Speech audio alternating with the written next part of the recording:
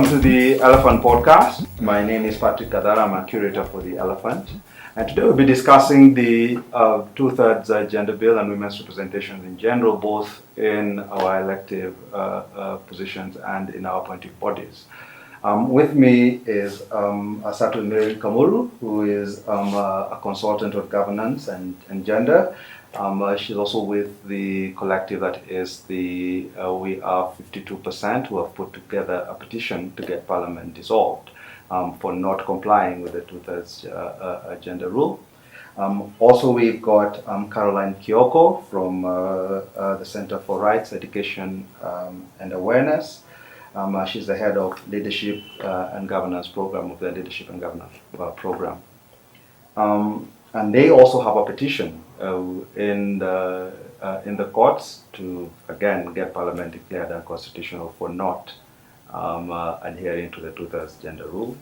And finally, I've got Lempaa Suyianka, who's an advocate and an activist, and he's with the Katiba Institute. And they will help us understand the whole debate about the two-thirds gender rule and where we're going from here. All right, let's get to it. I think, Marilyn, I'll start with you. Could you just give us a background to the petition that you've put together, what you've written to the CJ, and the implications of that? Well, thank you for having us. I think this is a really important discussion. So the petition was handed in on the 27th of September, and it seeks the dissolution of Parliament for non-compliance with the Constitution, which requires that Parliament enact legislation on the representation of women and marginalized groups and also the youth in Article 100. Women is 81B. In addition to the Constitution, there were various court orders that were issued. The first one was the advisory opinion of the Supreme Court in 2012. Subsequent to that, there were various high court opinions, the most recent one of which was the Justice Mativo opinion in 2017, actually just earlier this year, end of March, which gave Parliament 60 days to comply. And despite that order, which clearly stated that failure to comply could result in the dissolution of Parliament, Parliament nevertheless ignored that ruling. So we acted under Article 3, which basically requires that every person has an obligation to uphold, respect, and defend the Constitution. And essentially this petition is grounded in Chapter 1 of the Constitution, Articles 1, 2, and 3, around the supremacy of the people, the supremacy of the Constitution as law, binding both levels of government, national and county, and all arms of government and all state actors. So it's really, in some ways, it's unremarkable. It's really just good citizenship on our part. Oh, fantastic. Quick question about the orders that were given in March. These were given to the 11th Parliament before they went on recess and before the elections that we had. Yes. So do they still apply, in your view, to the 12th Parliament? Absolutely. Of course, this is a robust discussion we've been having, but Parliament has perpetual succession. Parliament as a body, as an institution of government. So the way we need to think about it is there are three arms of government. There's the executive, there's the legislature, and there's the judiciary. So we would never argue, for instance, that the previous president is not bound, or the current president is not bound by executive orders or other actions of the previous president, right? Because this is a perpetual succession. It's the sense of continuity in government and in institutions. It's depersonalizing institutions from the people who hold them. So the fact that the 11th Parliament went home constitutionally, as they were required to do, and that we had an election on August 8th, does not mean that the 12th Parliament is exempt from the very constitution under which they were elected, and which they have sworn to uphold as part of their mandate in office. Okay, thank you. I'll come back to that. But Caroline, perhaps you could talk us about the crew petition and how it differs from what Marilyn has put forward. Thank you for hosting us, but I would not say that it differs. I would just say it's complementary efforts, because our petition basically is trying to tell the court to declare Parliament unconstitutional. The very basis of Parliament is the Constitution. So when the Constitution provides for not more than 2/3 gender principle, and we have a Parliament that is not compliant to the same, I cannot say that you can. It's basically saying that you can pick and throw of what tendency in the constitution to apply and what not to apply. So generally what you're saying is until you're compliant to all the provisions of the constitution, actually basic provisions of the constitution, then we can say that parliament is constitutional. Do we need to distinguish between the constitution of parliament in terms of whether you've got more than 2/3 gender and the requirement for Parliament to pass the legislation that then says how we will achieve that? Because it seems to me if we dissolve Parliament, as Marilyn wants, we are still in the same situation. We'll have another election, but no rules or laws that say how we achieve the not more than 2/3 gender. Basically, I think this is some of the conflicting issues people have raised over time about 2/3. What we are saying is we need Parliament to comply. Basically, that is a major thing in the Constitution. We were basically saying if they're going to come in unconstitutionally, then the first order of business is put up a legislation which has been pending over years. This is not the first time we're bringing it up. Right. Put up a legislation that will legalize or that will put in place mechanisms that 2/3 can be implemented. Then, if that is not going to happen, I do not see why we should be having an unconstitutional parliament that cannot put up a legislation. Would rather as well just dissolve, which yes means that we can go back to elections, but at the same time when we're going back to elections, then that is the time that we need to have all these different bodies that make elections happen. I'm speaking of IBC, I'm speaking of all. We need to have, IBC needs to follow to the latter. The composition of women in all these political party lists that the political parties bring up. That is the part when you need to be speaking about registrar of political parties. How are you going to get rid of political parties that refuse to comply with 2/3? There was, I think Lempaa will speak about it, there was a matter that was taken to court about the political parties adhering to 2/3. And of course, yes, it was said it's going to be pushed to 2022 because the elections was supposed to be held, I think, a month from when it was. So if we're going to go into another election because of 2/3, then I believe that we do not have to wait for 2022 for the implementation of that.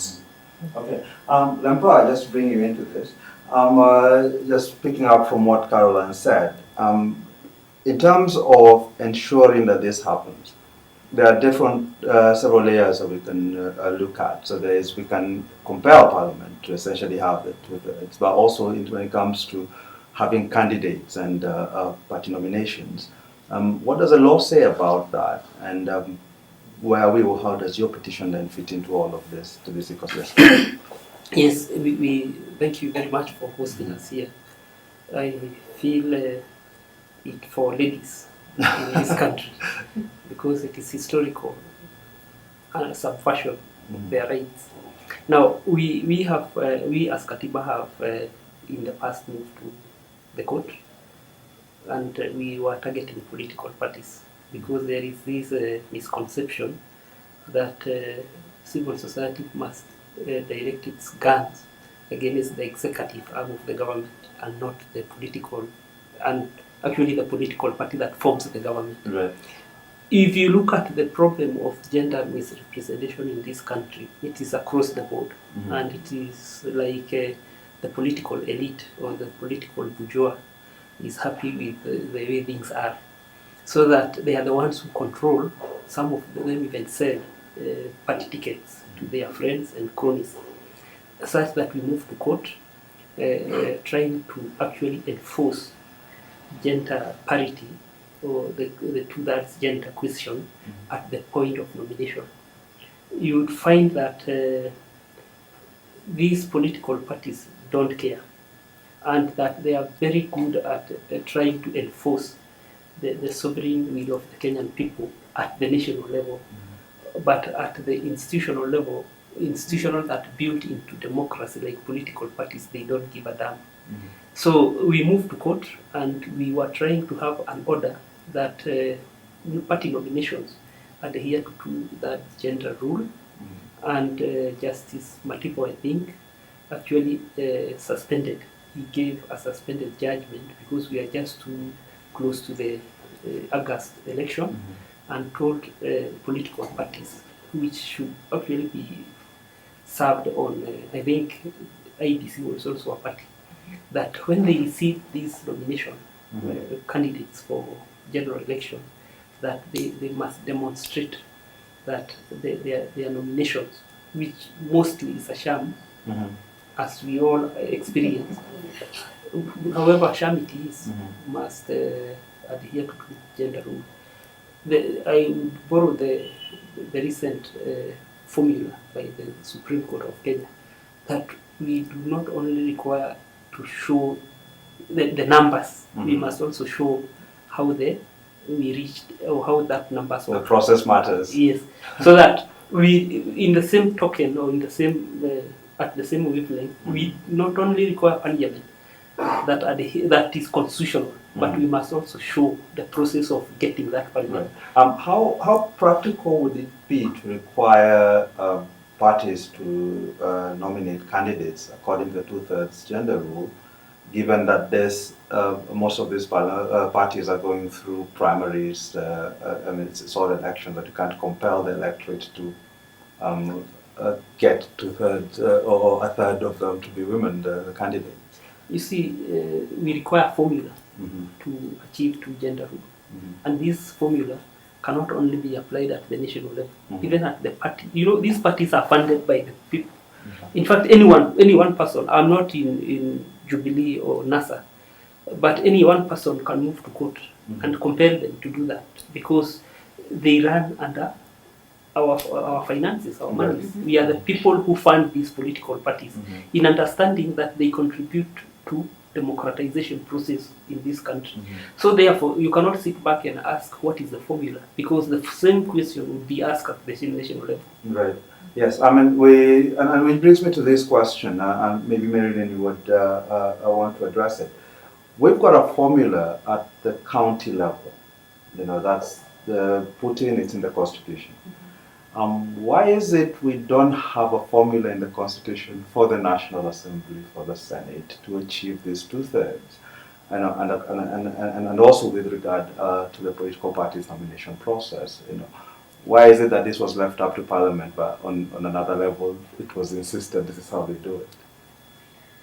Okay, this is, and maybe Lempaa is probably a bit better, and Caroline might be a bit better able to speak to this, because it was part of the constitution-making process, and some of the concessions that were made to get the constitution to referenda and to get it passed. And the understanding was, as Lempaa is saying, that what we're trying to do is really build democracy and make it a robust democratic country through all our institutions. So it wasn't supposed to be cosmetic. So while there was a gap in terms of the actual mechanism to realize 2/3 for Parliament, there wasn't a gap in terms of the Constitution saying within 5 years of enactment of this Constitution, within 5 years of August 27th, 2010, all legislation that is required to bring us in line needed to be passed. So that the expectation was within that 5 years, these gaps would be then negotiated, discussed again in democratic spaces, including political parties, and we would agree on a formula. So for Parliament, what then happened was, unfortunately, there was a case. I believe FIDA is the one who moved to court on the advisory opinion to the Constitution, to the Supreme Court, and that was before the first election under the new Constitution in 2013.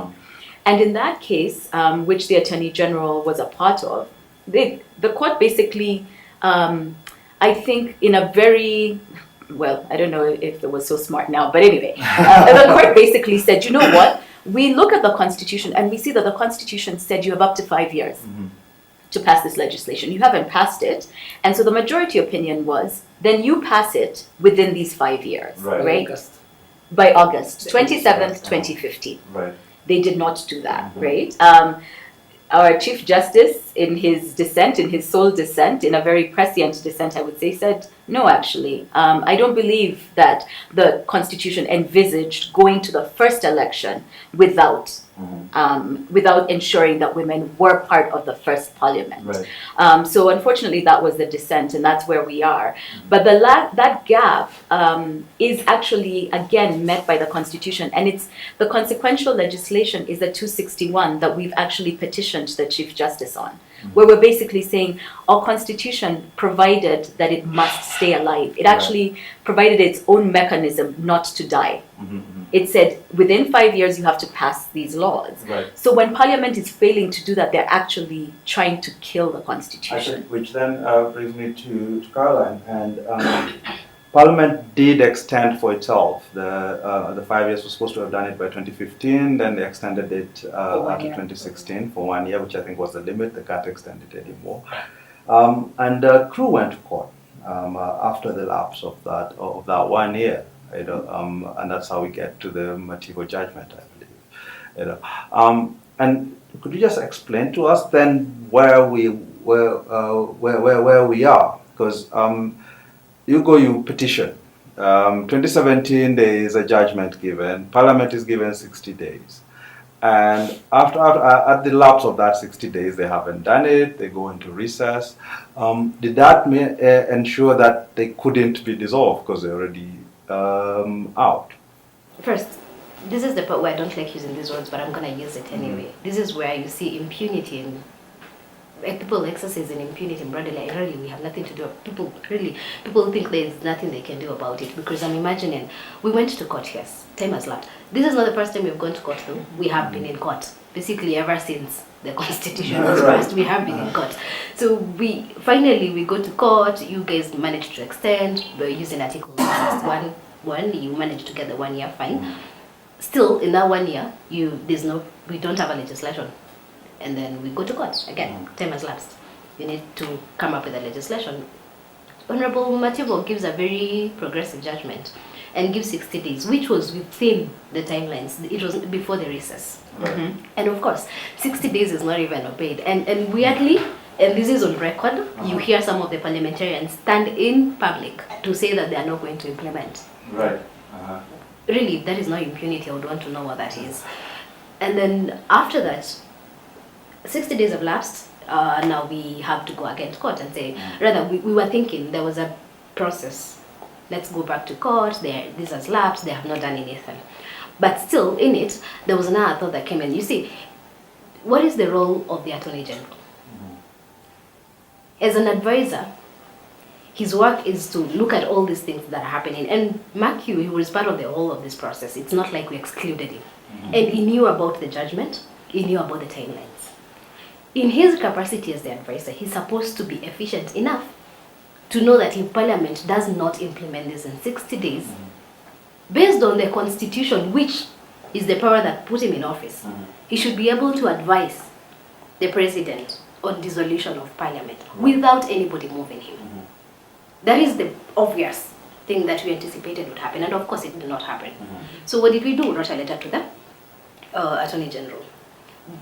Of course, he's aware of the whole process. So what steps has it taken to address the same? But nothing, no response happens in I don't know how many. So of course you have to go to court. Now the weird part is, after the lapse of 60 days, the people, the respondents, that is National Assembly, Senate, and the Attorney General, sought for an appeal. This is after the lapse of 60 days. Not even within 60 days.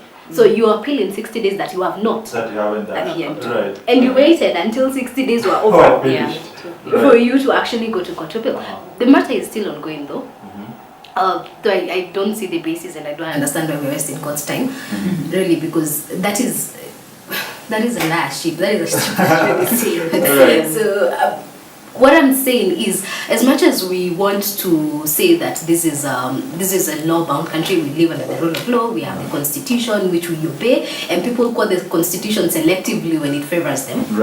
It is high time that we start realizing that we have, and our Parliament has completely disregarded the basic of what our country is on, which is the Constitution. And that's what Lempaa, if I might again bring you this. Just going to the background of it and thinking about the whole push for increased women's representation, I think there has been a bit of a misnomer where women are seen to be put into Parliament to represent other women. Is that the case, or what are we trying to achieve by putting more women into Parliament? Is it to have a female viewpoint or is it to say women are not represented by men? No, the whole question is about the historical background or the historical how the society has treated women historically. I believe some parliaments said all men from 1963. I think those who are in the gender questions can actually give us a better statistics from 1963 all the way to 2017 when we had the election, and see whether this country can develop by excluding a big percentage of its own population from policy population, because that's where parliament is where policy is reduced into. So it's not a question of women representing women or men representing men, because we all know that men in parliament do not represent men. Right. Women in parliament do not represent women. They represent the country, or the society. The society that now once you go down, once you try to break down the society, you meet certain constituencies called women, men, and the youth, people with disability. And therefore, when you are formulating policy, it's very important to try and get how policy affect different sectors or constituencies in life. Because there are things, there is a dimension that a man would not get when passing certain legislation that do not affect women per se. But when a woman is in that parliament and highlights the effect that it will have on women, that does not mean that benefits women only. Because fathers of women, fathers of daughters also benefit. Right. Mothers and aunts of daughters also benefit. So it's not a question of putting it as a gender, wherever. It has nothing to do with who is representing who. I say it has how is the society represented, and how is everyone brought on board, right? So that the country moves forward together. So it's wrong for even people to say women or woman represented. Yeah, the rest portrayed is very much as a favor almost. Yes, and that has actually killed the representation of women in the Senate. Because they say you have your 47 women in parliament. Yes, exactly. Who are elected as women only at the county level. Right. Yeah, together with the governor. We even saw an attempt by I think that was Maina Kageni to run for for women's representation, which again I think the question still stands: is when we say women's representation, is it representing women or is it women representatives that we want? It's a question you asked on the top-up mechanism under 177 and 97. And probably what we've really discussed this robustly, as Marilyn would say, at various levels. You look at the drafting. I think there is a drafting problem in the Constitution which we need to sober up and cure. Because we thought that if you look at Nairobi, how many MCAs are there? The ones that are supposed to be elected, I think they are 87 or 83. Therefore, topping up to get to gender rule may not be as hard as it would be to have that gender rule when it comes to 290 members of parliament. You see that? Right. And at parliamentary level, there is the 47 women who are not opposed by any men at the county level. Right. So there was that thinking that ideally there would be no, the top-up mechanism at different counties would not be as expensive as it would be to have top-up mechanism under Article 97 of the Constitution. Right. So therefore, that in itself is a lie, because I read it was a television story in one of the television stations that the problem with the drafting of Article 177 and 97, because they have to be looked at together, is costing this country about 1.5 billion shillings in terms of salaries. So that if, for example, we were to pure and have something in elections we call mixed member representation, so that we have so many wards at the county level that parties contest for. So that should they win in that particular ward or constituency, we go and tell them, bring a woman, bring a youth, bring someone with some disability. So this is more going towards proportional representation as opposed to what we have now? Yes, because there is a formula. Kenyans are not trying to invent a wheel, because that's what the political class is trying to show or to have us believe that it is not possible and it has not been done anywhere else. While we do know that it is very possible, we only require to amend the constitution and actually have a good electoral process that will actually fill all these gaps. Yeah, and I know it has been done elsewhere, and I will discuss this.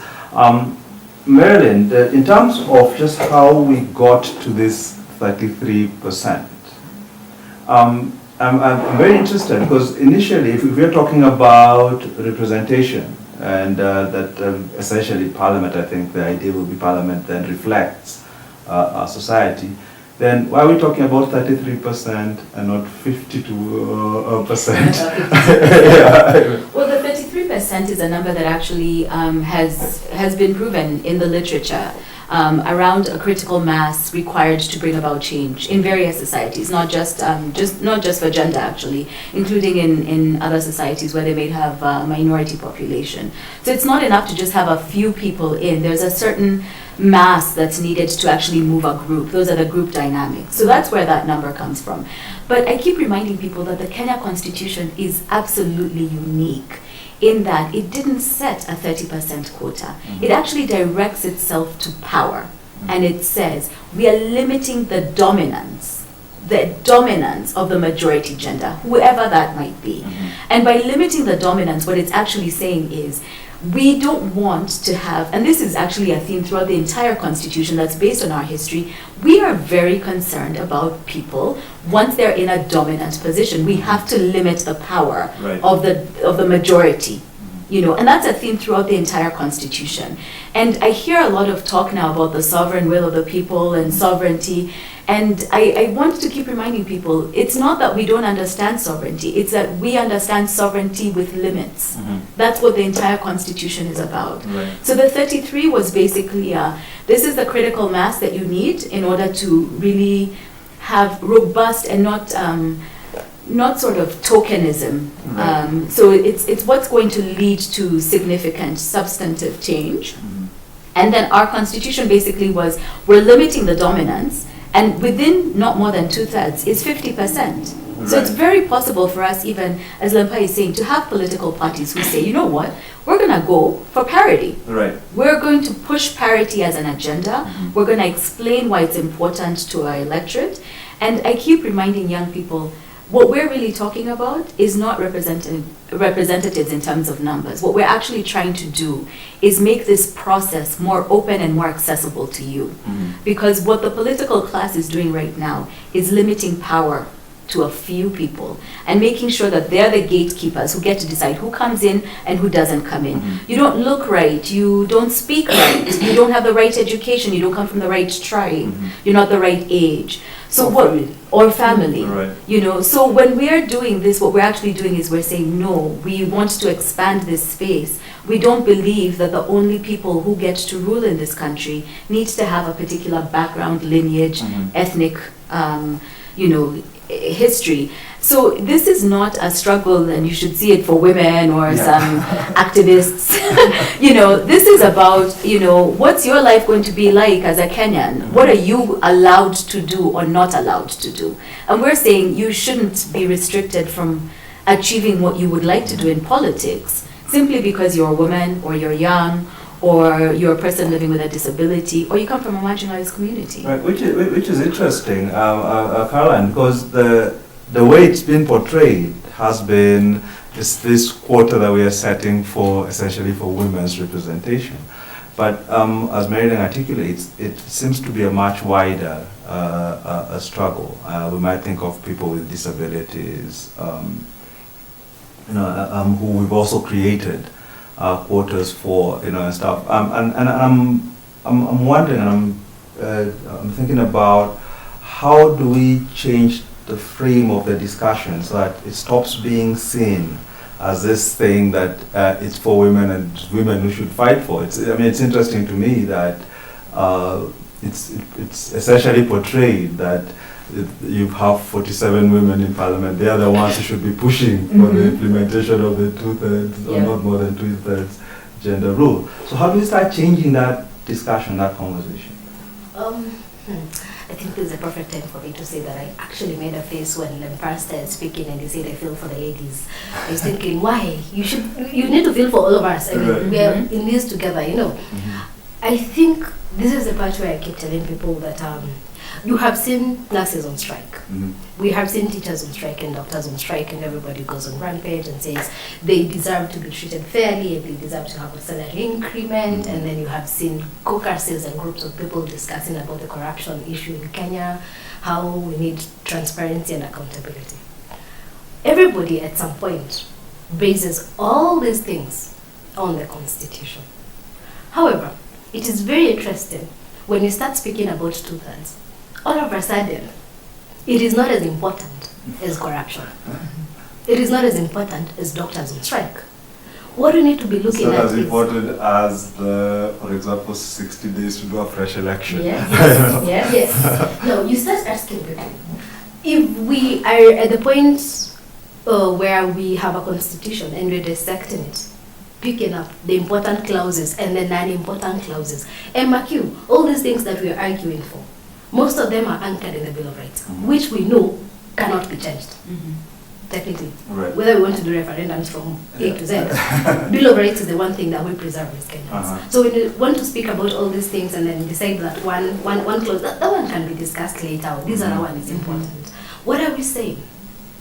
I mean, what makes people think that when you fight for fairness and transparency in elections and you fail to fight for 2/3, that you're going to get one and not get the other? Right. That you're going to be able to argue for the Constitution when you start speaking about transparency and accountability in elections and not about 2/3. Right. I think it's good to note that the 2/3 requirement is actually anchored in the Bill of Rights. Exactly. It's one The of Bill of Rights and the principles of the electoral system. So it's in two places in the Constitution. Right, and that essentially means you can't really... Well, actually then 4, because even Article 100, right? Yeah, so it's in lots of places. Very many places. Exactly, Yeah. but the anchoring in the Bill of Rights, because these are the specially protected provisions. You can't just get rid of it, as many MPs have been talking about, not going through all this referenda, having county assemblies accepting it and stuff. It's specifically protected. Even though we go through referendum, what Kenyans don't read is what we do as a country, what conventions we ratify, what treaties we sign into. Right. All these are anchored in our Constitution, in Article 2, where basically every convention that we've ever ratified or any treaty that we have agreed to is part of our law. So if we are going to start changing the Bill of Rights, it is high time we start knowing that we are also going to unsign or get out of all these conventions that we have ratified that speak to inclusion of women in 2/3. That is, the question that you are asking about how we can change the story is people need to accept that this is not about women. Really, this is not about we are 52%, this is not about crew, this is not about the 47 women that we have elected. He made it very clear that we have elected people and we have nominated people to represent Kenyans, not women or men. Right. So when you're speaking about 2/3 and people adhering to the 2/3 gender principle, we're basically speaking about the preservation of the rule of law, preservation of our Constitution as the supreme law. Right. We are not speaking to women getting more money or women getting more elected. Right. Yeah. That is when we start losing it. Yes. That is where we start losing it, when we start speaking about, you see, we elect women or we nominate women and then start asking for a pay increase. Really? We need to all accept that this is a basic law and it is part of the Constitution, and we need to accept as men, women, young or old, whichever ethnic side you are on, it is preservation of the rule of law. Right, so it's part of a value. moving on from that, I mean, it is, if it's in everybody's interest, I think, to have more women or more diverse, if you will, parliament or institutions. How do we compare with the rest of the world on this? It seems to me that, if you look at across East Africa, we're really doing badly, Lempaa. Yes, I may not have the statistics on how bad we are doing. But We're I, last. yeah, We're last. but I do know that on gender representation, I think the father of gender representation in Africa is none other than Thomas Sankara. If you read his thesis or his big article on women representation, you would really understand where he was coming from, because he was the first African president even to have good percentage of women in the military. Right. And you see them working, and you see that he really understood these things, and we've discussed again robustly on whether men, the deputy president and the deputy governor and the president, those four offices, that of deputy governor, the governor, that of deputy president, and the president should have a degree, because that man did not have a degree. But he appears to be ahead of us, even having died almost 30 years ago. So I believe we are not doing very well, and especially going by what I had said earlier on the top-up mechanism. If, for example, we had done very well at the elections level, the top-up mechanism probably would have been about 60 ladies in MCAs at the MCA level. So that I believe we are not doing well. There is this case where Marilyn actually was, I think, the petitioner on the elective appointed position. And it was very clear at that particular level that the country was not doing very well. I think when you speak of Sankara, I remember this quote where he says women hold up half of the sky. Yes. You know, so yes, it's pushed up. Marilyn, again, on this sort of regional situation, as you say, we are last. Yeah, you know. last in New Zealand. I think there's a sense also in which people don't recognize that across the world you have many countries. I think it's about half the countries that have sort of legislative or voluntary quotas on gender representation. In Uganda, they also have something that is very similar to ours, where you've got in what they call counties, sort of pretty much one vote sort of representation, and then they've got districts where they've got a quota. I think it's 30% for women. You know, why does it seem to be working in those places but not here? Because of exactly what Caroline was explaining, which is, and we've made maybe it's not a mistake, but we've narrowed our conversation a lot to Parliament, when it's really not Parliament we're talking about. We're talking right now about the government, and the government we mean the three arms of government: judiciary, the legislature, and the executive. The reason it's not working is that what we actually are experiencing right now, and gender, and I wrote about this, I think I've been writing about this ad nauseum since like 2012. Gender was the means by which the politicians are trying to unravel the Constitution.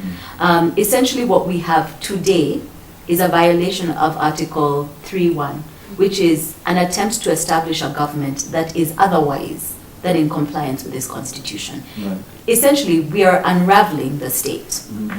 But because it's women, no one's paying attention.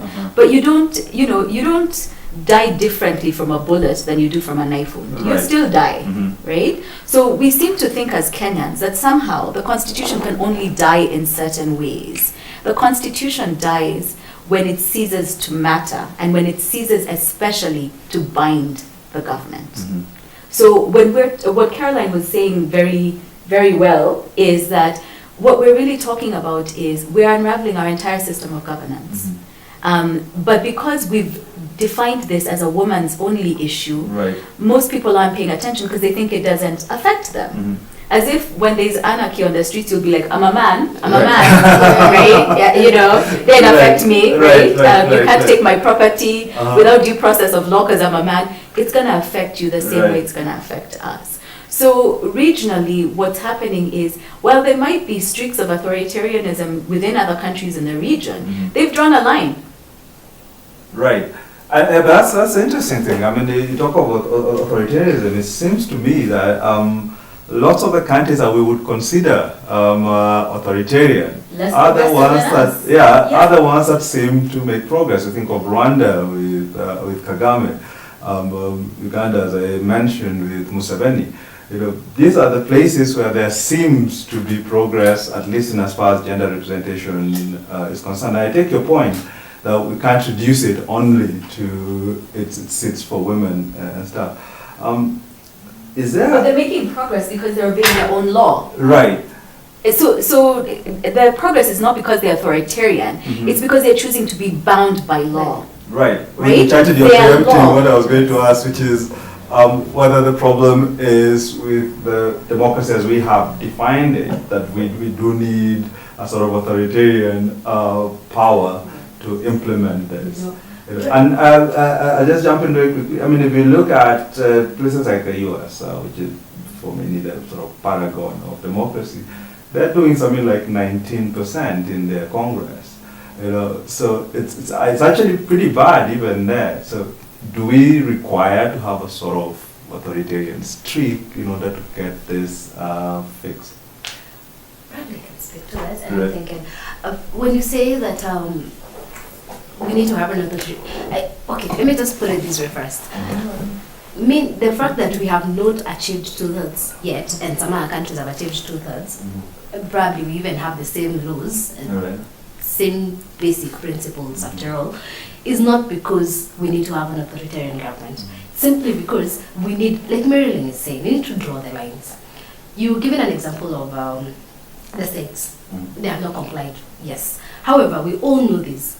If there's any place that they hold the constitution higher than anything else, is that particular country. Right. If whatever we're doing in Kenya right now actually happens there and people are lobbying for an increment of number of women, it will happen. Right. It is not like Kenya where we are happy to say that we cannot obey these particular laws that we have set. It has gotten to a point where we have so many statutes. I wish you'd know the number of statutes we have in Kenya. The laws that we have do not even count the bylaws yet. We have so many. If we were living by all those, we would not even have a single problem in Kenya. However, not even getting to the constitution by the way, which heads, all these are statutes, people are happy to say, we don't care. Look at what is happening. People sleep and wake up and tomorrow they realize, this is statute actually that does not favor us. Tomorrow morning we are calling for numbers, tyranny of numbers. Let's amend this statute. Let's put something that is going to favor us. Simply because everybody knows that it's not so easy to amend the constitution. That is the only reason that we have not amended clauses. If it was just a wake up tomorrow and tyranny of numbers like it is with the statutes, for sure we would not have these clauses. Then the question comes in, we don't need authority, we just need respect for what we have. It's either we decide we're democratic, we're bound by the rule of law, we're going to respect the law is and respect our constitution, or decide it's the rule of the jungle. Let's wake up all. It's actually, again, Lempaa, when I think about it, then is this sort of measurement of progress by numbers, if you will? We have so many women in parliament and they are more than they used to be, so that becomes progress. Does that somehow detract from the actual issue, which, as you articulate, is about implementing the laws and living by the laws that we ourselves have set up for ourselves? On numbers, I hate to quote this, that the enemies of Africans are the Africans themselves. It's also said that the enemies of women are women themselves. Which I do not subscribe to. I started by giving a caveat. You still said it though. Yes. I am told, and I believe by someone, that the ladies who are in parliament at one time were opposed to actually the implementation of the two gender rules for some reasons. I tried to argue, I didn't get the exact reasoning. But it's not about numbers. It's about democracy and inclusion. I have been reading a certain book of inclusive institutions as opposed to extractive and exclusive institutions, whereby countries develop. That's why nations fail. Yes. I believe that once, and that this inclusion does not talk about inclusion of men only. It's inclusion of everyone in the society, such that personal qualitative development, not quantitative, because we talk about muscle and everything. Personal qualitative development is not discriminative. There is no one population that you can say that all mathematicians in that society are men. Right. There is no one society where all engineers are men. We've been in school with the ladies who understand mathematics, boys who understand the so-called language, the socialization or the stereotype that ladies do not understand certain subjects. So it's not about number, it's about life and about developing together. And you asked a question on America falling behind other countries. That do we require tyranny or a repressive regime for us to attain gender parity?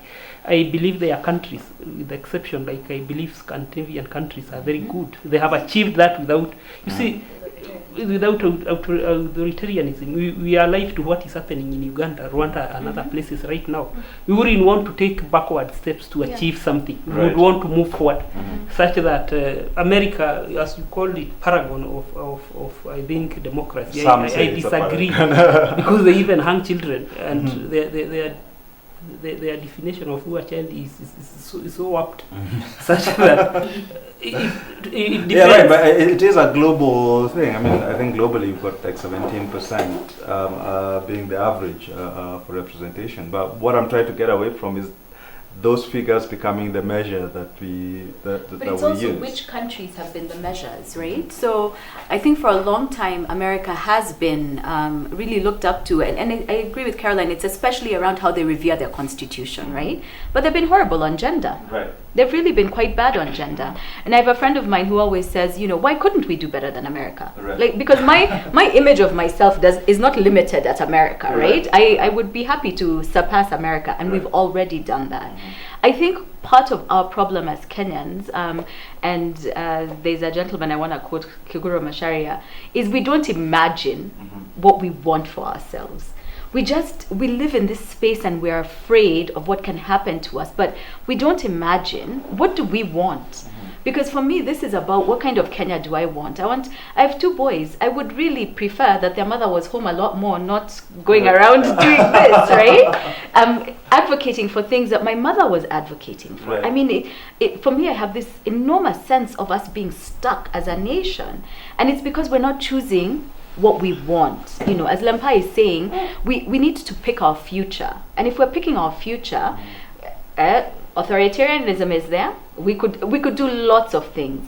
But with each individual act as Kenyans, people need to know you're picking. When you choose not to care about what's going on in this country and about lawlessness because it's being perpetrated by people you like, or who you don't want to be against for whatever reason, you're choosing that future. And people need to start accepting the individual responsibility for creating this nation state. There's a sense in which, we're sitting here and people will be like, those guys are fighting it. No. May I ask, Caroline, whether we're approaching this in the wrong way? It seems to me that while we are putting in sort of legislation of trying to compel, if you will, the gender representation or even other aspects, would it not be more a problem of convincing society of the need to elect a more diverse set of characters than we do now? Approaching the problem. Okay. There's been different arguments over time from different lots of people that we need to have approached this differently. There even those who say that the people actually, I'm sure, as some will say, the people seated here and we need to have grassroots women. Yes. Now, what I keep asking, and I think this will bring back to the question that I asked Lempaa before about women are many, they're composed, is it 52%? Right. If they wanted to move this, they would have moved it. This is the part where I start saying, let's demystify. Let's speak about what democracy is. Does it mean because I'm a woman, my choices are limited when it comes to voting, that I have to only vote for a woman? Right. Is it what we're speaking about? Does it say, when you're speaking about all these other issues that do not have anything to do with 2/3, that we need to start counting the number of doctors who are in the country if we start to increase the payment or the number of teachers? I mean, we've not gotten to that point yet. We are not there, and we should not get there. Right. We should be in a point where we're speaking about, if we're going to approach 2/3, we're going to approach 2/3 as a country.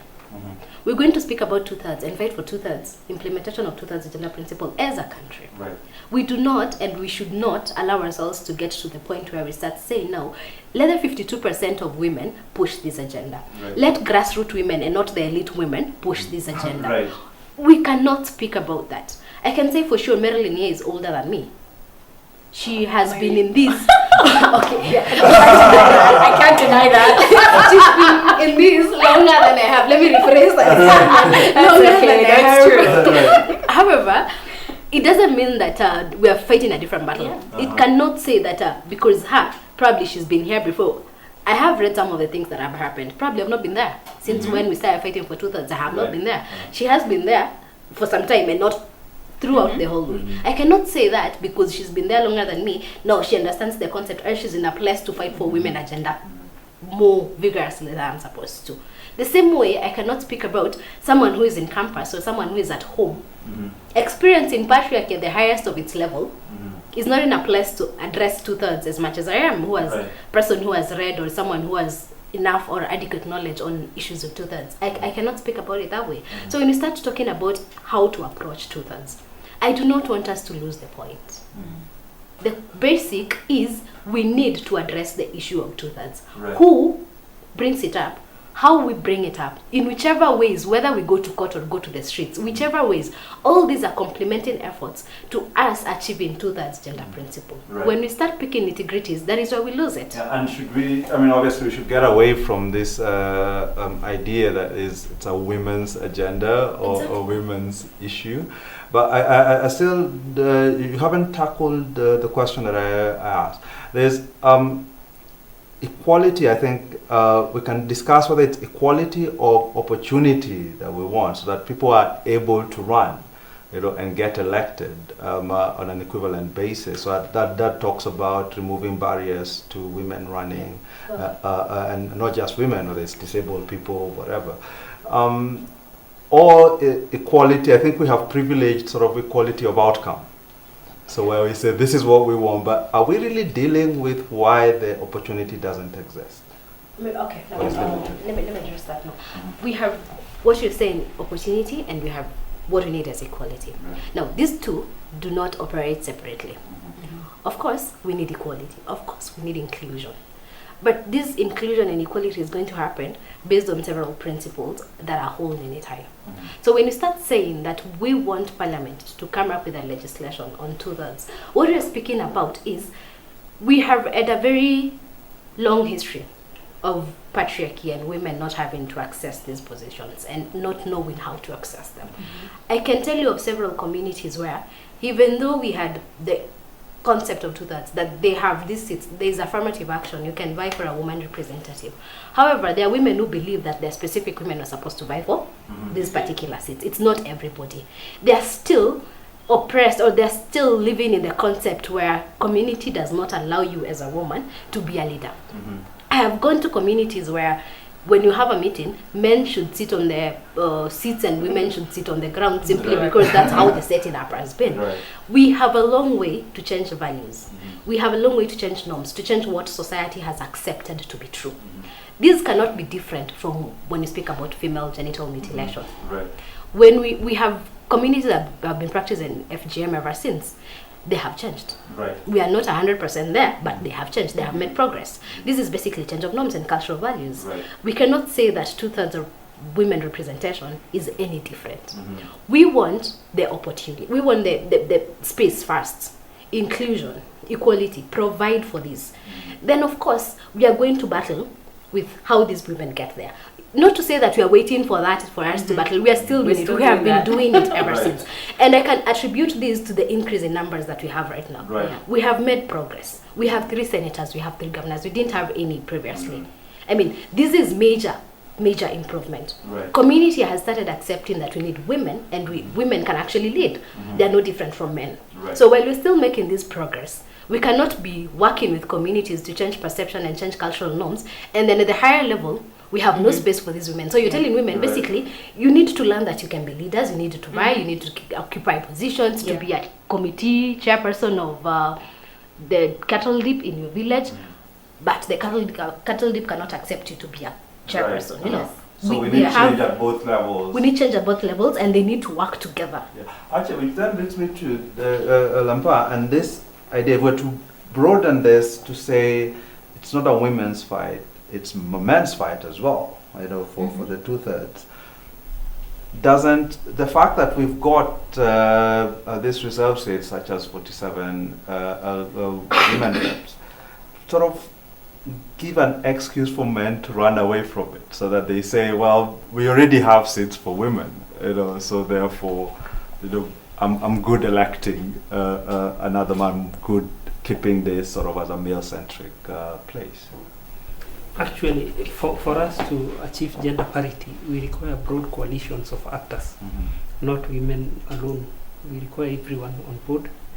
And the fact that we have 47 women or specific seats for women at every county, that in itself should not be a bar to achieving gender parity in these other positions, because the rule of law is very clear that in elective and appointive positions, that gender parity must be achieved.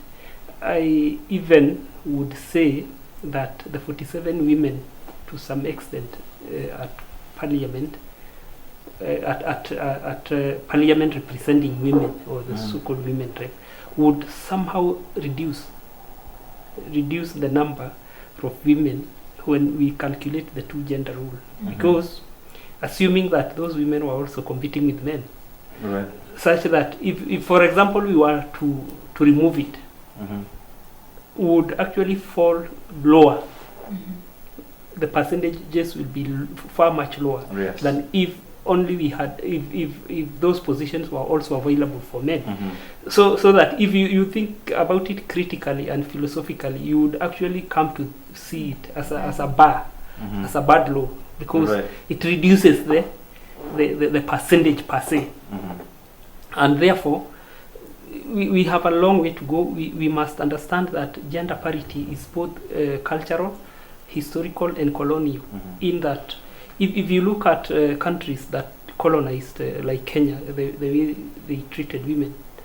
I was in England sometimes back, and I was told to believe. I was told, and I believed, because I was being told by Britons themselves, that they opened up a Cambridge University for women just the other day. Right. And I know for free that women started voting in England in 1929. Right. That is less than a century ago. They had excluded women or disenfranchised women. And that is exactly what they did here, because by the time they left, how many women did they leave as graduates in this country? Because you have to look at, first of all, personal qualitative development of a human being, for that human being to participate in the decision making of a country. Empowerment. You see, empowerment is not just giving people positions. If, for example, we went and selected some people out of affirmative action who do not understand issues, these people will be overrun when it comes to decision making, while they are there as physical beings. Right.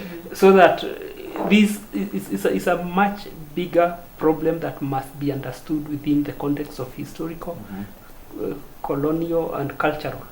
Should any quotas that we put in, should we, I mean, it would seem to me that the idea should be in over the fullness of time, that society would come to a situation where, in essence, there's equivalence of opportunity for a woman to run, or a man to run, or a disabled person to run.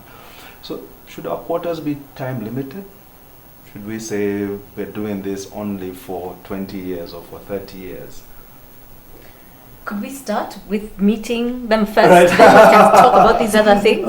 You know, I think, and I would take what Lempaa is saying, and I would phrase it a little differently. I'd say what bothers me when I look at Kenya right now is I see a country that's unwilling to learn from its history, that's unwilling to say, wait a second, we've seen what happened with Britain and the exclusion of women, and we've seen where they've come, and we ourselves have also seen where we've come from in terms of excluding people. And yet when we get to certain points, we don't then make decisions that are inclusionary in and of themselves. So I think that for me is part of the problem. The other thing I would say, and you were talking with Caroline about this, is from the electorate standpoint, we're not seeing an enormous amount of gender discrimination. Right.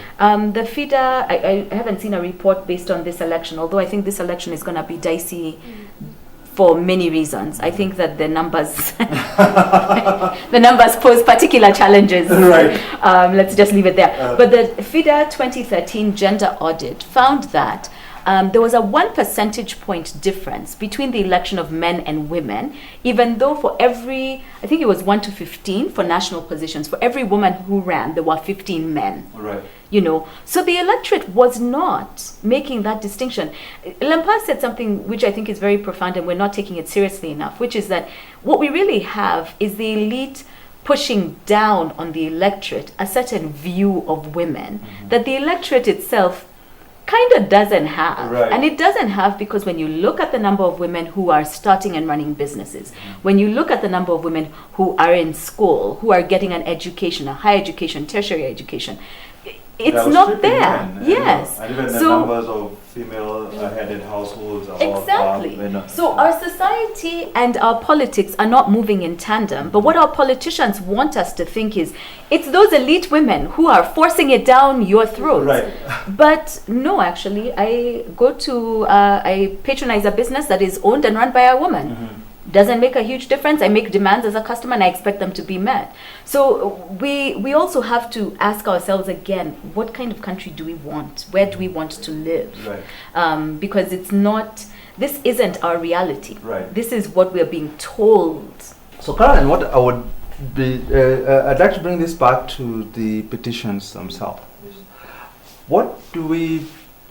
What's the goal here? I mean, I know you guys have asked for a declaration that the parliament is unconstitutional, but you're also suggesting that they get more time to, I think another 60 days to enact the legislation. 2 questions. First, doesn't that just sort of keep us in this circus of let's keep extending time? And then secondly, even if they do pass the legislation, that doesn't solve the problem now. It would only apply to new elections in 2022, wouldn't it? Not necessarily. Basically, what you're saying in this petition is, we understand that we all agree it is an issue it's so obvious, I mean anyone can see it, though it needs to be decided, that parliament is unconstitutional. So our push is not for these people to go home. That is the thing. We're not saying that parliament should go home or we don't want parliament to be in existence. Basically, that is not our push. Our push is compliance with 2/3. So the reason as to why we were saying, the first order of business is come up with a legislation that will allow for 2/3. Hence, implementation of that legislation that they would have come up with will legalize the house. Basically, that is what we were saying. We were not saying that all of you have been elected, now we want you to go home. At the end of the day, our goal is to have this legislation in place. That is why we brought in, not necessarily 60 days, it's still at the discretion of the court, but we want to give parliament time. All this has happened. We're still, we're still being nice. And asking parliament To stop being nice. and asking parliament to please enact a legislation in this as your first order of business. Then we can use this legislation to implement. We're not saying that the legislation is going to come in place in 2022, not necessarily. This legislation that we're pushing for is going to legalize the house and make it constitutional because it is unconstitutional as is. But it wouldn't change the composition of parliament now. It would have to wait for new elections, or would we have more nominations? How do you see it playing? No, it will change composition of the house now. Because not changing it now means we are going to have another 5 years of an unconstitutional parliament transacting business unconstitutionally. So someone at some point can come and say everything that you guys have done is basically nullified because you're not constitutional, Right, so if I get it right, then what you're saying is you pass law now that would say that for this particular parliament, this is what it needs to do in order to comply with the 2/3. Basically, that is what we are saying. So when that happens and when we have compliance, then we have a legitimate parliament. Right. Marilyn, for yours is you're not playing nice. You're saying they need to go. I think that's really. But how do you see your petition playing out? Assuming it when the full course in Parliament was actually dissolved, how would that solve the problem? I think our challenge in Kenya, there's this phrase, if you all remember from 2013, choices have consequences. And we're like, ha ha ha, we're Kenya, right? Choices don't have consequences for us. You don't know who we are. There's this Kenya exceptionalism. We seem to think that we are not bound by the rules that other nations are bound by. For me, the important thing about this petition is that it's trying to say that the rules matter and you're not an exception. And if we can do that, that's what's going to stop impunity. Impunity is not going to stop until there are consequences to the choices. I don't know about, Caroline's already said I'm old, so I can tell you guys now. For me, one of the hardest things right now is bringing up children in this society. Right. Because, you say something, my son asked me, so what do you mean they're saying that the Supreme Court is wrong and they shouldn't follow that judgment? And I'm a mom, right? So I'm all about authority. So I said it and I'm the mom. I'm the Supreme Court at home, right? Don't challenge the Supreme Court. So we're creating an environment where we're allowing every entity that we ourselves have delegated authority to then be challenged. So we're really, as Caroline is saying, we're going back to the rule of the jungle. But can we agree then that that's where we are? Because once you say that's where we are, then we all know tujipange. Right. Exactly. But right now, the one part in which we are playing nice as a We Are 52 collective is everything we're doing is absolutely legal. Right. But what we're dealing with is an illegal government. So the disadvantage is that when you choose to play by the rules and the other person is not bound by the same rules, that you stand at a disadvantage. Right. We'll have to see how that plays out. Okay, Basically, Patrick, maybe to clarify what Marilyn is saying, we should not take it as two different parties. No. We are same parties. The agenda is the same. Yeah. Basically, what you're doing is giving options. Yes. You have option A, you have option B. All of them lead to 2/3. But please don't tell us how we're going to run it. Because that's what everybody is wonderful about telling us. You really should have done.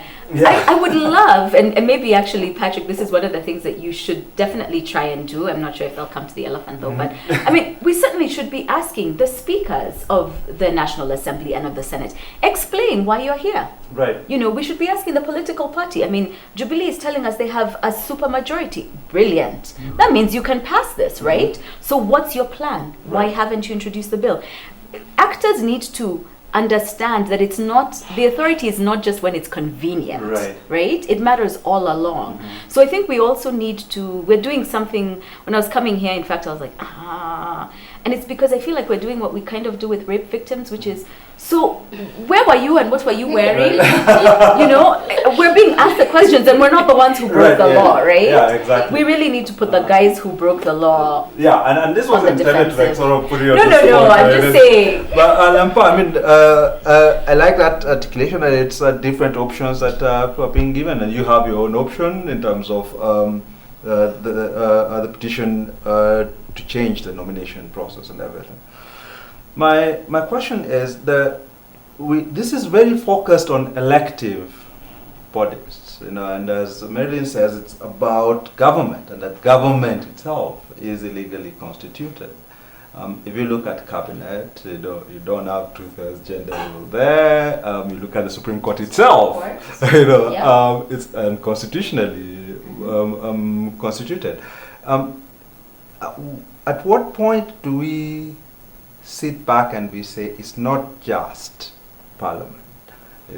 How do we deal with these other appointed bodies? These other bodies that exist. Yes. Even the IBC, I don't think touches. We are already there, and Marilyn is our witness, because Katiba Institute represented her, Mhm. and Justice Onguto, Mhm. Louis Joseph, actually made it very clear that at that particular time he did not want to unsettle the waters of the cabinet that was existing. Could you just give us a background too, because most people won't know Yes, what we're talking the about. Katiba Institute moved to court. Of course, we were instructed by Marilyn Mhm. that the cabinet, as it was constituted and retained by the maintained and retained by the president, did not adhere to that gender rule. Mhm. And we argued successfully, and the judge was able to agree with us that indeed it was not. The cabinet as constituted after the 2013 general election, but because the judgment came just too close, I think 8 months to general election 2017, he gave a suspended sort of judgment and said that any subsequent cabinet that will be established must adhere Mhm. to gender rule, so that we are waiting for whoever will win after the 26th to come up with a cabinet that adheres to gender rule. And secondly, not only at the cabinet position, we are already in court with the parastatal appointments. We believe, and this is the constitutional position, that the president or ministers have no role in appointing board of parastatals or state corporations, and that even at that particular appointment under Article, I think, 234(2) of the Constitution, because they are appointive, they must adhere to. We have so many managing directors of Kenya Broadcasting Corporation, Kenya Oil Corporation, all those, so many. We are actually trying to unconstitutionalize about 210 statutes, because there are so many, as I told you, including so many parastatals. You can't even know that there are so many. But what these guys do, we do not know the gender composition in the board of directors. And these are the guys, if I were to go a bit political, these are the guys who control who get tenders in those state corporations. You see, it's not about running the corporation, it's about even doing business with the corporations, and they exclude so many people. And that's how, the matter is before Justice Maraga, progressive as some people think that he is. He has sat on our petition to constitute a bench.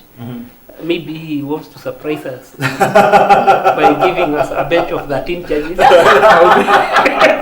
I'm going to address a bench of 13 or 11 because of the enormity of the petition. Because we will be making so many people jobless. Because we are saying that these jobs again must be competitive. The appointment must be competitive as per the dictates of Article, I think, 234 of the Constitution. That it's not for the president to wake up one day and say that in Narok East or Nairigi and Kare, where I come from, there is no MD. And therefore he appoints me the MD regardless of the dictates of the Constitution, whether I'm qualified or not. I go there for affirmative action without necessarily following even the affirmative action as established by the Constitution. But the thing is, I mean, it seems to me, again, the challenge is really much bigger than people have understood. Because if it's not just Parliament, or even you could say the judiciary, the Supreme Court, these are just a few bodies that we might talk about. It goes down to parastatals, and stuff. If, in essence, we are dealing with a government that is not constituted according to the Constitution, we had 5 years to fix it from the 2010. We haven't done it. This is 7 years later.